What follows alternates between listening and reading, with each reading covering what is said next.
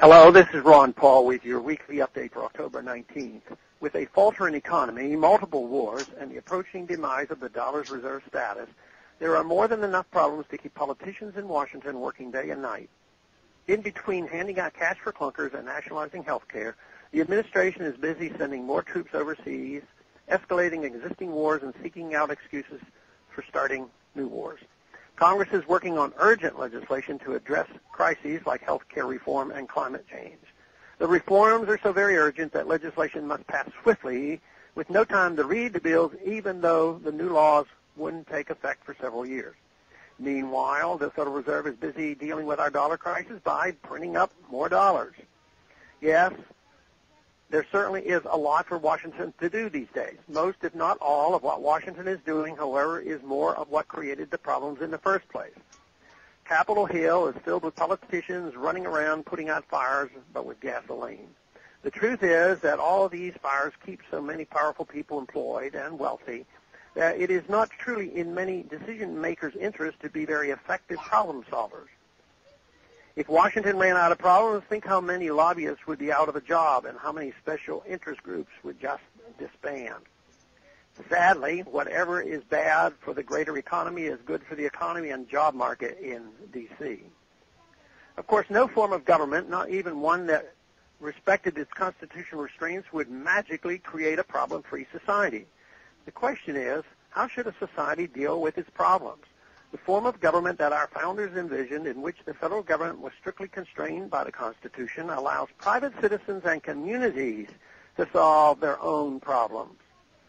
The role of the government should be to protect contracts, punish fraud and violence through appropriate law enforcement, and the courts. Not a whole lot of laws or bureaucrats are really necessary to work on just that. Instead, new laws are constantly needed to fix the problems that previous unconstitutional laws created. We have ended up with an incomprehensible maze of laws and regulations that severely constrains the people and expands the government, the exact opposite of what our founders intended. This is all because the Constitution is treated like a suggestion manual instead of the supreme law of the land.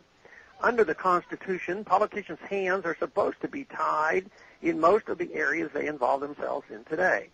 But somewhere along the line, politicians stepped out of the constitutional bounds and started pretending to solve our problems for us. Yet all we have for it is more problems. Today, Washington politicians can busily solve one problem, knowing that unintended consequences from that solution will keep them and their friends all very busy tomorrow. The people are ultimately left suffocating under the burden of Washington's helping hands. It is coming to a point where our economy, our dollar, and indeed the rest of the world have had just about all the help from Washington that they can stand.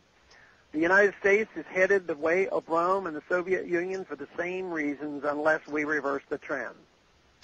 I continue to hope that enough Americans will realize that the true strength of our country doesn't come from Washington, but rather the limitations placed on government in the Constitution.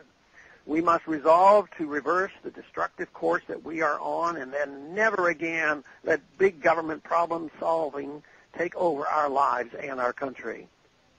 Thanks for calling this update. A new update is placed on this number, 888-322-1414, every Monday. The written text can be found on my website, www.house.gov/Paul, under the heading Texas Straight Talk. Thanks for calling.